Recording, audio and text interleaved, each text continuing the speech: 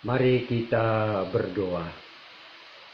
Ya Allah, Bapa Maha Kuasa, Allah yang kami sapa di dalam Yesus Kristus Juru Selamat kami. Kami sungguh bersyukur ya Bapa atas berkat kasih karunia-Nya telah menyertai kehidupan kami sampai pada hari Minggu yang kudus ini. Kami masih dapat beribadah, memuji, memuliakan nama Tuhan. Biarlah Tuhan hadir di tengah-tengah ibadah kami. Sebagaimana Tuhan berkata, jika 2-3 orang yang berkumpul di dalam nama-Mu, Engkau hadir di tengah-tengah mereka. Di dalam Kristus Yesus kami berdoa. Amin. Saudara-saudara yang kekasih di dalam Tuhan Yesus, selamat hari Minggu. Umumnya manusia di tengah-tengah kehidupannya tidak mau menderita. Kalau boleh, dia akan menghindari penderitaan itu dengan segala cara. Tetapi Tuhan kita Yesus Kristus menghadapi, menjalani penderitaan itu dengan tulus. Sebagaimana Dia ajarkan kepada murid-muridnya, kalau kita baca di dalam Markus 10, Markus 9, di sana Dia katakan, anak manusia itu harus menanggung banyak penderitaan. Dia disiksa, dihina, sampai dihukum mati di kayu salib. Untuk memenuhi rencana penyelamatan Allah, agar dosa manusia diampuni. Dan genaplah nubuat Nabi Yesaya 53 ayat 3-6. Ia dihina sesungguhnya, penyakit kita ditanggungnya. Oleh karena bilur-bilurnya kita disembuhkan. Saudara-saudara, minggu ini kita memasuki Minggu Pasion ke-7. Disebut Minggu Palmarum. Sebagaimana kita baca di dalam Markus 11 ayat 1-11 sebagai renungan kita hari ini. Yesus memasuki kota Yerusalem. Ada 3 hal yang perlu kita renungkan bersama. Yang pertama, Yesus menyuruh muridnya, kedua muridnya pergi ke kampung di depannya. Pergilah, kamu akan menemukan di sana seekor keledai yang tertambat, yang belum pernah ditunggangi orang. Lepaskan talinya dan bawa kemari.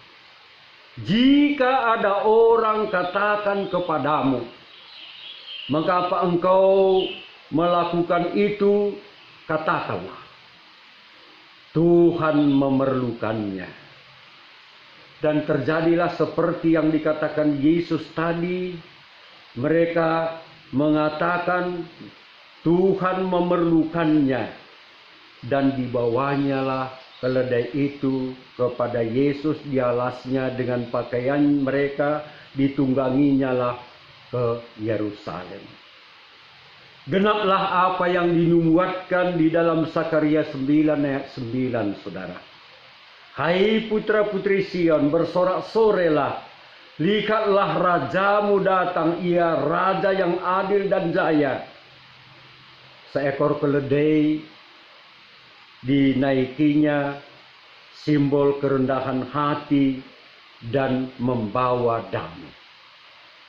Nyata spontanitas orang banyak itu tanpa ada persiapan, tanpa ada panitia, tapi benar-benar spontan.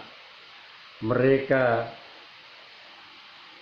mengambil jubah bajunya, ada yang memohon, ada yang memotong pohon palem, dan menebarkannya di tengah jalan di mana Yesus akan menjalaninya di sana. Dan mereka berseru-seru, Hosanna, diberitakanlah berita keselamatan, diberkatilah dia yang datang dalam nama Tuhan. Hosanna di tempat yang maha tinggi. Tanda sukacita mereka benar-benar menyatakan penyambutan yang luar biasa. Saudara-saudaraku yang kekasih, sorak-sorai orang banyak, Hosanna, selamatkanlah kami. Jadi kedatangan Yesus sebagai Raja Rohani membawa missio Dei. Yesus datang membawa perdamaian antara manusia yang berdosa dengan Allah penciptanya. Misi kedatangan Yesus menciptakan konsolidasi antara manusia dengan Allah penciptanya. Rekonsiliasi antara manusia dengan Allah dan penciptanya. Yesus rela disalib di Golgota menebus dosa manusia. Darahnya tercurah untuk Anda dan saya, untuk menanggung dosa kita. Dia mati sekali untuk menanggung dosa banyak orang, yang kita peringati pada hari Jumat Agung yang akan datang. Saudara-saudaraku yang kekasih, minggu ini tema kita mengikut Yesus. Pernahkah kita bersyukur bahwa kita telah menerima penebusan dosa daripada pengorbanan Tuhan Yesus? Tuhan telah melepaskan kita dari hukuman dosa, dari kuasa gelap dan kuasa maut dan kuasa iblis. Pernahkah kita syukuri Tuhan memerlukan kita? Tuhan memerlukan kehidupan kita, Tuhan memerlukan harta kita, Tuhan memerlukan keluarga kita.